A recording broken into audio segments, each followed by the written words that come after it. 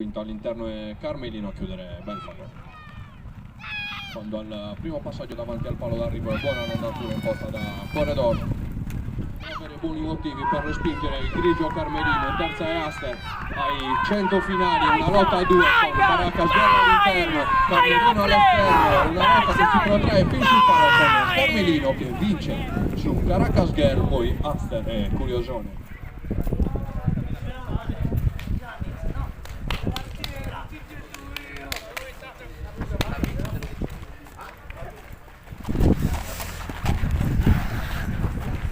E poi ansia.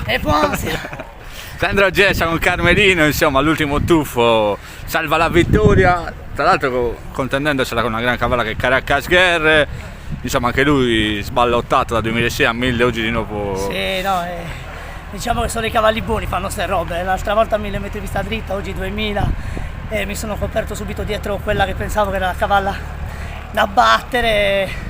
E Ale ha provato anche a scapparmi via per un attimo, sono riuscito a ciuffarlo negli ultimi 50 metri, bene dai. Sì, una vittoria proprio a fil di palo, però bene lui negli ultimi 200. Sì, a fil di palo perché non lascio ancora un po' scappare perché lui non è un cavallo. Tra l'altro rendeva qualche chilo. Sì, oltre a quello, e poi lui è un cavallo che quando passa non è che si impegna super, quindi più aspetti meglio è. Sì, complimenti Sandro e in bocca al lupo per il futuro.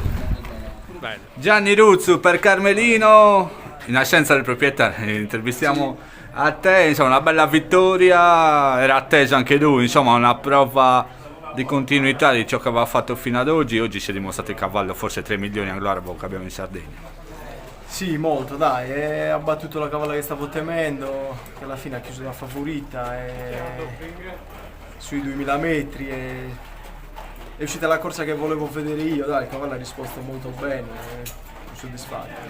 Sì, sballottato da 2006 a 1500 a 1000, sì. Oggi magari la sua distanza la spacca in due, forse il doppio chilometro. Ma oggi... anche secondo me, se parti un attimo lo fai aggiustare, poi in fondo come c'è un battistrada alla fine ancora meglio. Dai. Sì, ho fatto un bel finale, tra l'altro rendeva qualche chilo a Caracas Girl, insomma tutto è buono, una prestazione che va sottolineata. Questo è il Carmelino, ora il 27 c'è il Gran Gala a Pisa, cosa facciamo? Ma dai, l'idea di andarci c'è, quindi se tutto va bene dovremo andare. Dai. Anche perché il percorso di avvicinamento, seppure in Sardegna, è stato buono in maniera graduale. Sì, quindi. sì, diciamo che questa è la corsa di preparazione, dai, tanto la distanza mi sa che è la stessa. Sì.